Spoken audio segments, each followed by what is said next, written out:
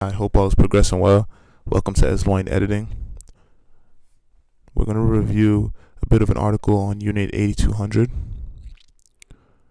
in the Forbes magazine. Schuler, the terrible high school student, was eventually put in charge of a team focused on collecting and analyzing signal traffic from Israel's enemies in order to produce intelligence from that raw data. Here, in change of a team focused on collecting and analyzing signal traffic.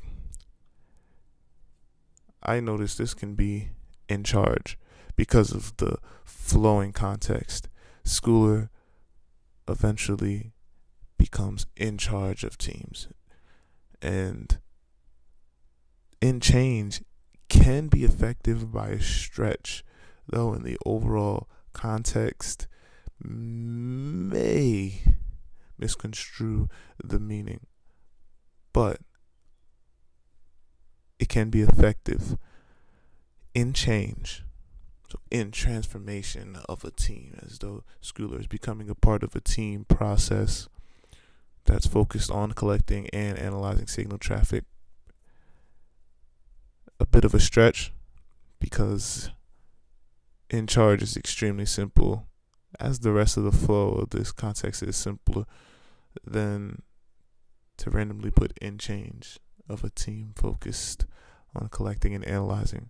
So in change can be effective by a stretch in this context, though I believe in charge is the correct word that can allow this to flow more coherently. Also in quotation, in a continuing sentence, that he'd create a small team with a few engineers and go into a room and figure it out in 5 days. Now, this is a quotation, so Schuler may have been using these exact words, but on the part of the writer can input these brackets that allow an insertion of a word right in between into and room. So then it can be that he'd create a small team with a few engineers and go into a room and figure it out in 5 days.